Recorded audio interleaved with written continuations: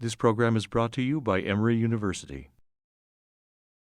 As I said earlier this evening, it's wonderful to be here at Emory and to have had the opportunity to speak at the India Summit and on a subject, I think, which deserves our close attention, which is the relationship between India and the United States, the strategic partnership, and what makes this partnership so special. And I devoted some time during my address to speak about the role of innovation, of co-development, of working together in fields like energy and education and health and agriculture, so that this partnership really translates into better lives for people in both countries. So that was basically the theme of my address today, and I took a few questions after that, most of them political and not so much to do with innovation. In any case, I'm not a scientist or an expert of that kind. I've just done diplomacy for the better part of my life. But diplomacy has changed so greatly in those years. I joined the Foreign Service in 1973, and it was a different time, a different era, a different century. And here I am before you. I retired from the Foreign Service in July last year after I finished my term as Foreign Secretary and then came to the United States. This is not a strange country to me. And I grew up, with wanting to know more about this country. And it was basically around us in India at that time for middle-class families like mine. I grew up in the Army. My father was an Army officer. But we saw a great deal of American movies, and he brought home American comics for me to read. And I studied American literature in college. I listened to a lot of popular music, Western popular music, when I was growing up. So when I came to this country for the first time in 1983, when my husband was at Harvard University, it didn't seem like a strange place, and yet it was a strange place because just the size of it, the scope of it, the scale of it tends to overwhelm people who come here for the first time. Just as I presume it would be for an American going to India for the first time. I think it sort of hits you between the eyes, literally. So I've been coming back since then ever so often, and I worked here in Washington as was just mentioned at the embassy as Minister for Public Affairs in the mid-90s. And I've been halfway around the world since then. I didn't expect to come back to work in America, but it's wonderful to be back. And also to be involved with the relationship between India and the United States at a time when it has grown beyond imagination and encompasses so many areas of endeavor, human endeavor. And as I said, ultimately, we want to make a difference for the lives of our people. And that translates not only into development-related activity, but also issues of peace and security, the fight against terrorism, for instance, and looking at how we can work together in fields like maritime security, working against piracy, working against narcotics trafficking, and understanding the trend of affairs in our region and in the rest of the world better through closer consultation with each other and better cooperation. So that's the backdrop against which this relationship grows today, is evolving today. And I wanted to mention in this context what the role of the diaspora, the Indian American diaspora, is in this country. They total around 3 million today. They're growing very fast. And they're increasingly coming to play a role on the American stage. And I was with Governor Nikki Haley a few days ago in South Carolina, and she's the daughter of Indian American immigrants. And she's very proud to speak about her Indian heritage and how to bring the two countries closer. So this is another aspect which energizes the relationship and makes the task of professionals like me even more interesting, I would say, and even more meaningful. So it's a time that I see great change. I see change on the horizon, change for the better as far as the relationship is concerned, constantly. I think we must understand that the better India and America, India and the United States are able to work on building a structure of relations that can make a difference for people in both our countries and indeed for peace around the world, that is really the metric by which the success of this relationship should be measured. And not in terms of the transactions we do, not in terms of what each side does for the other. I don't think we can assess it or analyze it in such a narrow perspective. I think we have to constantly focus on the larger picture and how relevant that picture is for the world.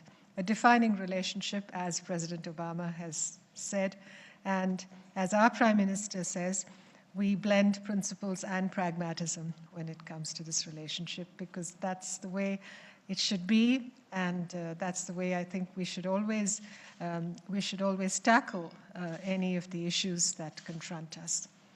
So I'll stop here and be happy to take your questions. Your talk was blinding. I think it isn't. Thank you, isn't. My name is Venkat Narayan. I'm in the Faculty of Public Health and Medicine at Emory University. I was thrilled to hear about the emphasis on innovation. And the question I have for you is, when you think in terms of India's educational system, whether it's primary school, middle school, high school, university, the system has tended to favor rote learning and testing in marks, etc. What kind of transformation do you think the country needs to go through to prepare its education to meet the innovation demands of creativity, critical thinking, etc.? And what needs to happen there in India, and where can US-India partnerships assist with that? You know, I'm no expert in the field, but I'm just based on my own experience and the education of my own boys when they were growing up. I just feel, we talk of rote learning and we talk of creative faculty development on the other hand. I think sometimes the two can be blended together. They don't have to be separated or existing in watertight compartments, because to some extent, learning things, being able to jog the memory by using rote learning. I noticed that in Sri Lanka, where I lived for some years, there were wonderfully bright and brilliant students who were graduating from high schools and even in international schools. But they were also very good at, they could recite poetry, reams and reams of it from memory. So I think there is some virtue in also being able to develop that part of the brain that is, in India, as you know, in our part of the world, there was this oral tradition where things were handed down from generation to generation just by the power of the spoken word.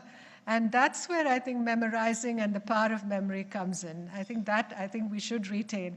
I think when you deal with numericals, when you deal with scientific learning, also to some degree you must have those faculties.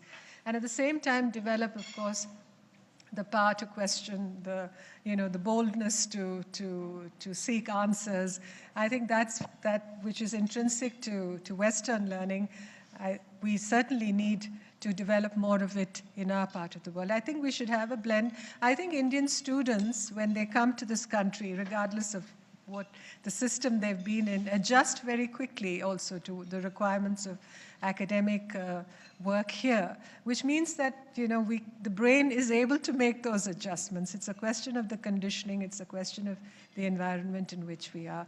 But basically, I think if you have a set of faculties, you're reasonably intelligent and you're able to, I think we are all as human beings conditioned to ask questions, even if we don't do it in the classroom. I think we do it in life.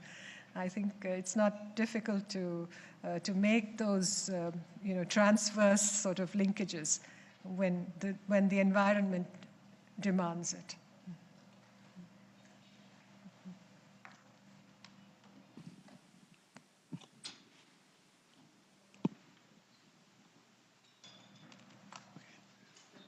Ambassador Rao, good evening.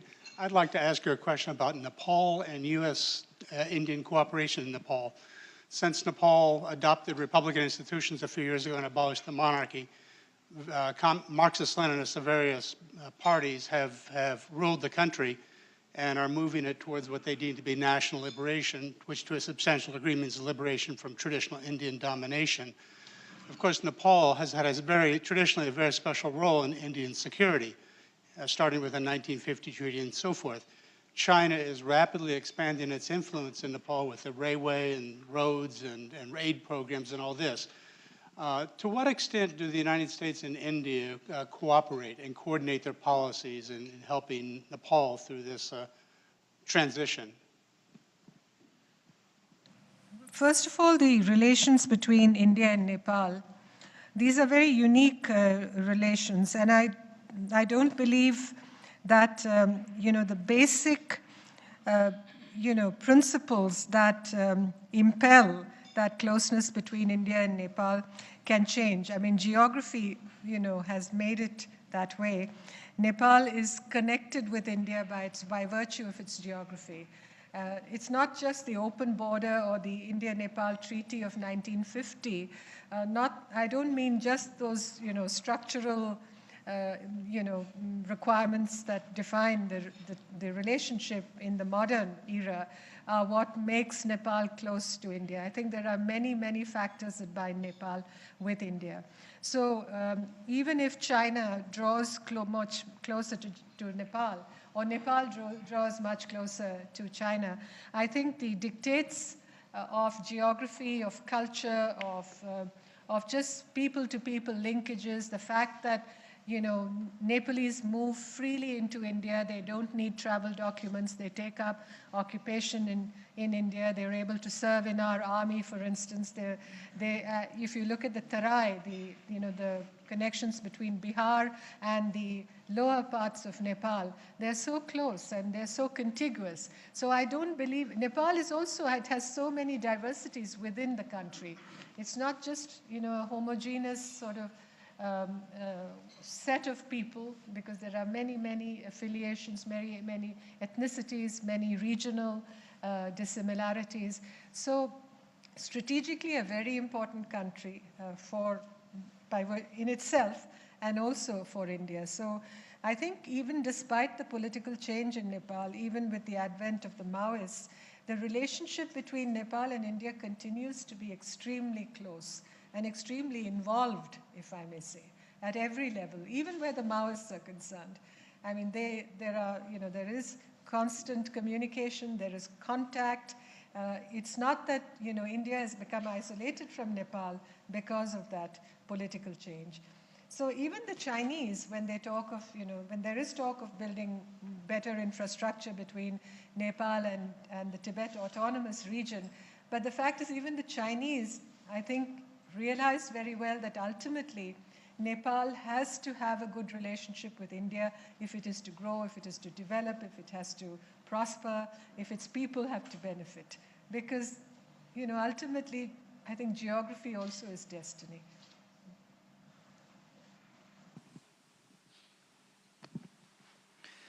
Thank you for being here, Ambassador Rao. I have a question about the medical tourism. It's something that we talked about this morning. It was fascinating to me to hear and learn about the explosion of medical tourism in India. My question is, the billions of dollars that are being generated and brought into the economy, how is that trickling down to the regular person in terms of even being able to get health care? And even in terms of the theme of the India Summit this year, innovation, how is that money being used to generate or continue providing opportunities for research and development to keep coming up with innovative ways to provide quality health care for Indian citizens and those coming from abroad? Yeah, the medical tourism is one aspect of economic activity in India.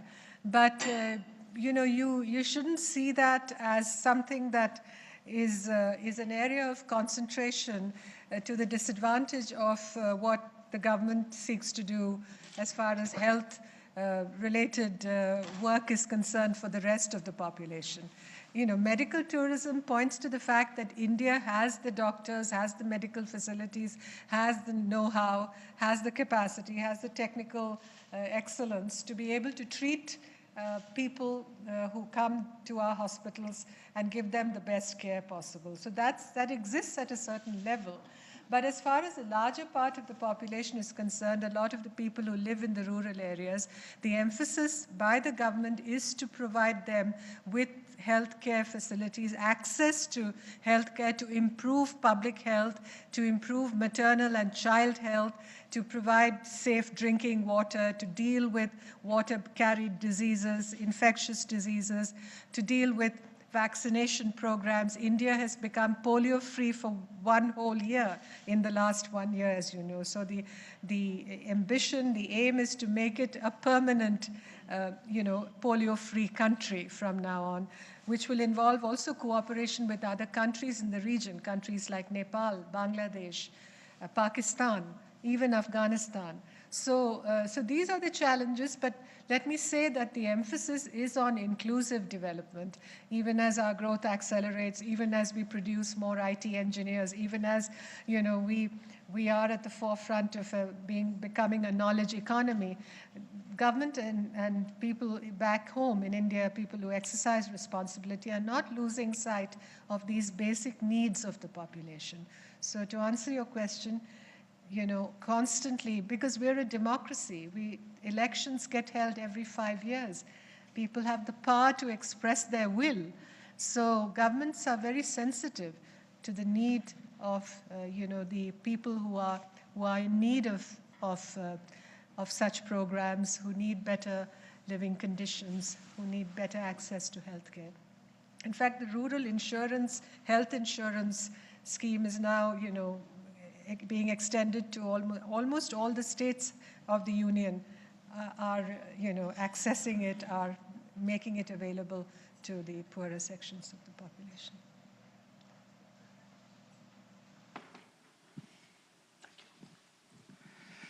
Good evening, Ambassador. As you know, I'm with Lockheed Martin, and we just delivered 6 C-130J aircraft to India. And we're very proud that, after 50 years, the U.S. is supplying military aircraft to India. Would like to get your view on where do you see that strategic relationship from the defense and security perspective between India and America? How is it going to grow? What direction do you think it's going to take? Well, one area where I think it should grow in the future is in research and co-development of defense equipment, of defense systems that are of relevance in terms of our security, and would make this defense-related relationship, cooperation, grow even stronger. So that's one direction. The other would be, of course, the U.S. as a source of defense equipment in terms of foreign military sales, in terms of just the purchases that we are doing from from the United States, which have been growing quite visibly in the last few years. $8 billion worth of purchases made just in the last couple of years from the United States, and more in the pipeline in terms of, aircraft, defense-related aircraft, helicopters, weapons systems. All that is one aspect. The second would be on the defense policy dialogue, just the intensification of that, looking at maritime security, looking at how our navies can cooperate in terms of the security of sea lanes of communication, in terms of humanitarian relief and disaster management. These are all areas where we are cooperating. We did that during the Great Indian Ocean Tsunami in 2004. So more of that. Then our dialogue when it comes to developments relating to the rise of China, to the situation in East Asia, just to be able to connect in a more coordinated way with each other. So I think in all these areas I see the possibility of growth.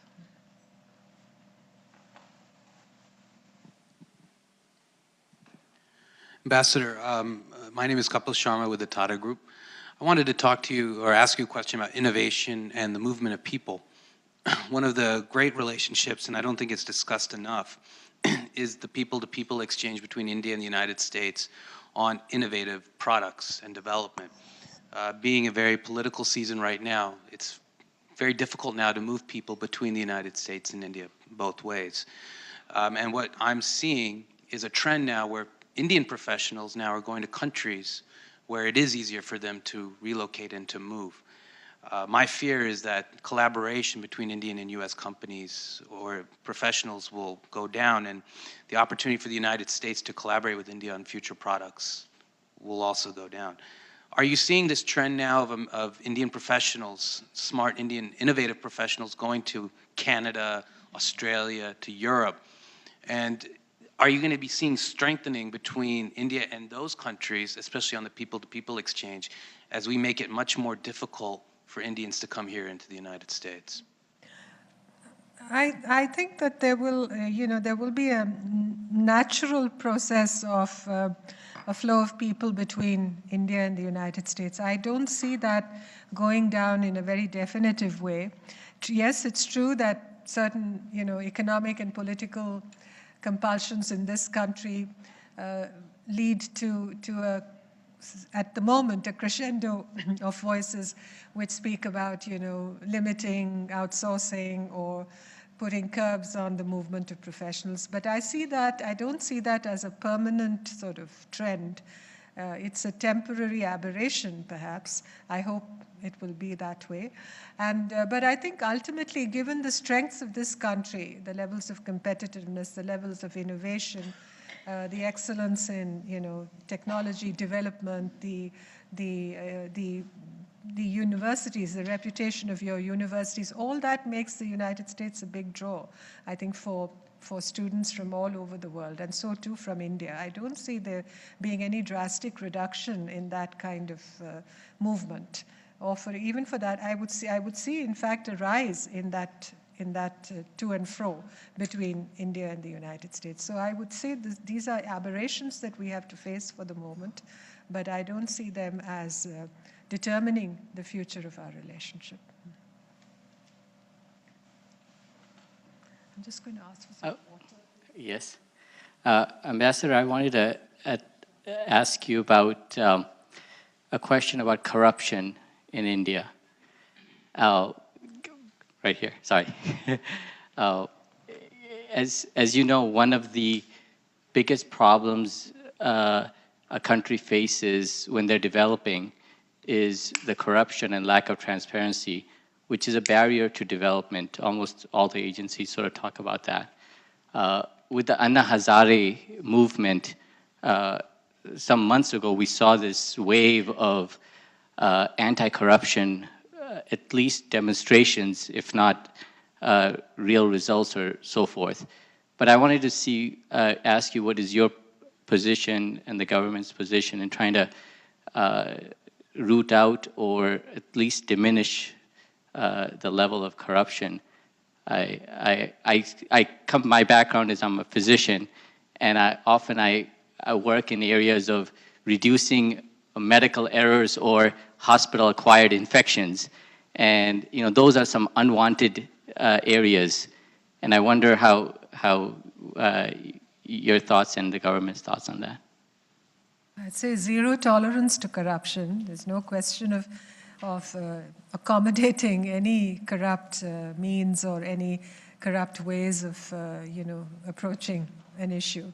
So I think the movement, the kind of outpouring of sentiment and feelings that you saw on this issue, I think is helpful, because it certainly not only raises the level of consciousness within the country against corruption. So each such movement, just as you had in this country over the years, you had the Give Women the Vote movement, or you had even the civil rights movement. It raises the level of consciousness. It gets people to be much more sensitive about the need to fight corruption, the need to oppose it, the need to create the systems that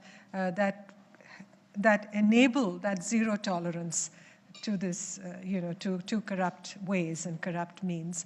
So I think, in India, India has a way of learning from these experiences. And in any developing economy, and I think in any country of the world, you do see levels of corruption. And I'm not saying that you should condone what happens in India for that reason, but if you have a problem, you have to deal with it. There are structures, there are institutions, there are laws, there is a judiciary, a very, very active, functioning judiciary within India. We have all the means to deal with this.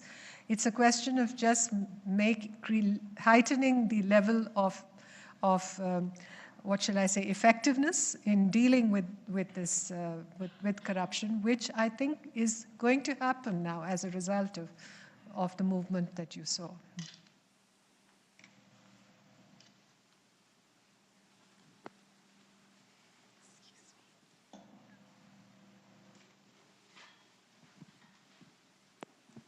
Ambassador Rao. So just listening to your journey to Washington was very inspiring. Would you talk to us about a defining moment in this journey when you became aware that you eventually will become a top diplomat of one of the largest countries of this world? Well, I just took each step, along the way as it came. Frankly, I know when I joined the Foreign Service, when I met my husband for the first time, he would say, one day you're going to become an ambassador, one day you'll do this. I never thought of it like that, frankly. I mean, I just, I took each phase as it came. And I really didn't dream I would become Foreign Secretary, to be very frank. I'm one of those people who I'm grateful to my Creator, I suppose, for giving me that power to be very persevering and very, very determined about the work at hand and getting it done and being able to concentrate on that and not being affected by, things that are happening which are not related to the work I'm doing. So that is the only, perhaps, advantage I had, and that stood me in good stead wherever I went. And I had some lucky breaks, I must say, because I got to deal with China at a very young stage, early stage in my career, and developed a certain expertise in it and a certain reputation for having done that work, which sort of became, the definition of what I was as I progressed in the service. And then my work as spokesperson for the ministry, which again gave me a profile and sort of a name recognition came with that. So those were lucky breaks, I think, for me. They need not have happened ordinarily, but having happened, I think they really became they became propellants in my journey. Good evening, Ambassador. Welcome again to Atlanta. My name is Ratan Bhavnani, and I'm an independent wireless business consultant. I had the good fortune of being in India for about 3 years with a multinational living in Bangalore just a couple of years ago. And one of the reasons why Cisco went to India was not because everybody was talking about the arbitrage of labor, but for 3 major reasons, which was growth, innovation, and talent, which I think is exactly what you were talking about today. My question to you about innovation, getting back to that, is what we started looking at was a number of innovative ideas or patents that were developed out of India and by the people in India.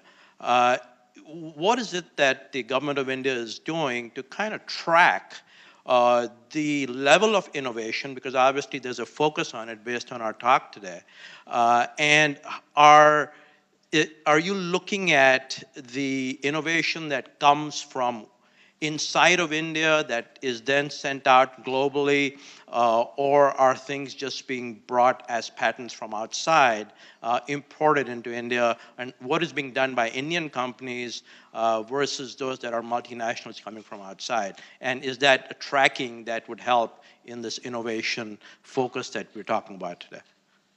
Look, I must be frank, I'm not an expert in this field, so I don't want to, just, say something which is not actually based on the actuality of it.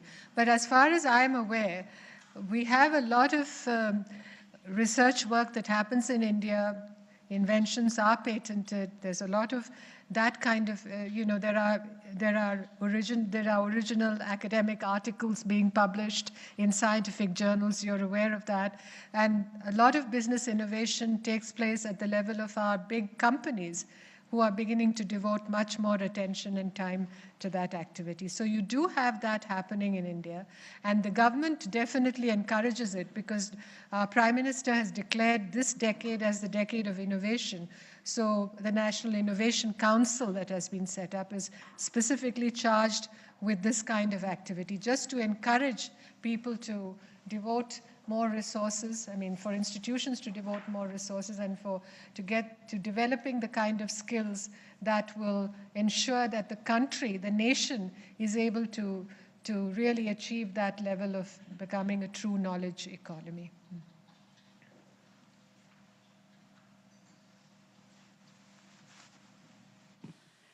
Ambassador, I wanted to mention that we do have here Dr. Yawei Liu, who's the director of the Carter Center's China program, and he's also very active in promoting elections and democracy with China. And I wondered if you could, since you've been working in China quite extensively some years ago, and now you're working with the United States and you're looking at China from a very variety of perspectives, if you could comment on the changes that you've observed over time and where you see U.S., China, India relations going forward. Mm-hmm. I think there is a lot of change happening in China today. I went to China the first time in 1986, and of course, the physical face of the country has changed beyond recognition in the years since then.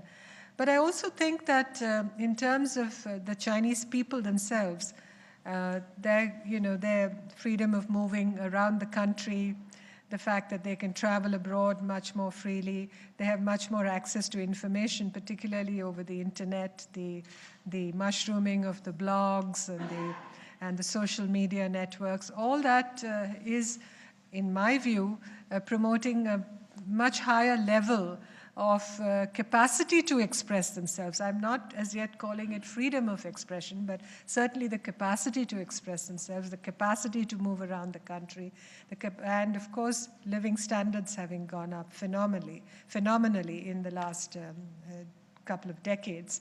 So all this, I suppose, creates a certain matrix within China. You're having very heightened levels of development and economic well-being certainly manifesting themselves. And also people are beginning to express themselves much more openly about issues that concern their communities within the locality in which they live, whether it's on housing, whether it's on land acquisition, whether it's on pollution-related issues, whether it's on, just take the maglev train in Shanghai.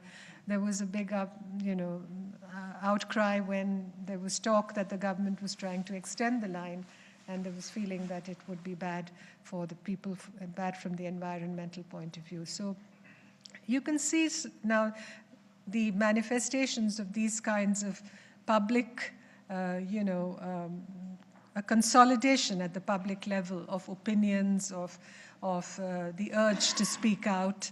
So I think, China is definitely a changed place from what it was in the 80s. The political system has stayed the same way, and the Communist Party of China still continues to exercise complete influence, and together with the organs of state, the apparatus of state power, it's very, very much like it used to be when China became the People's Republic in 1949. But because of the reform process and because of the opening up to the world that has resulted through this, I think the face of China has definitely changed.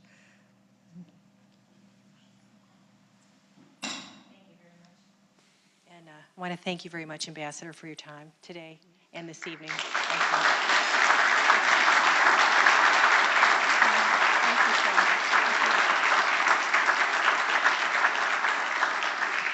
And we've had a very special day and a very special evening. And I want to thank all of you for coming, and I hope we'll see many of you tomorrow. And if not, join us online. We'll have this up there for a teaching tool for many years to come. Thank you so much. Good night. The preceding program is copyrighted by Emory University.